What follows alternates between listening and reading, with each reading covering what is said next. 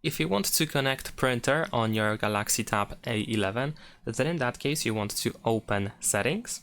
Now over here in Settings, make sure that you have connection selected, and afterwards we're gonna go to more connection settings.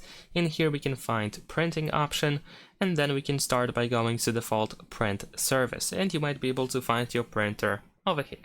However, if you cannot find your printer in here, then in that case you want to go back and choose download plugin. And over here you will most likely go to the Play Store. And then we have a bunch of different apps and plugins that are provided by different brands that have their printers. So you want to choose the proper app, of course made by the same company that made your printer. And then you should be able to try that and try to connect your printer by using that app.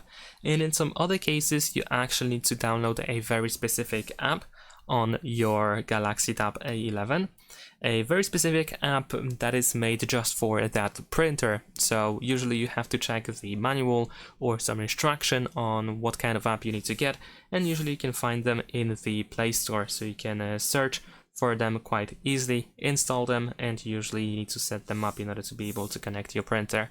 And that's pretty much it. Thanks for watching, leave a like and subscribe.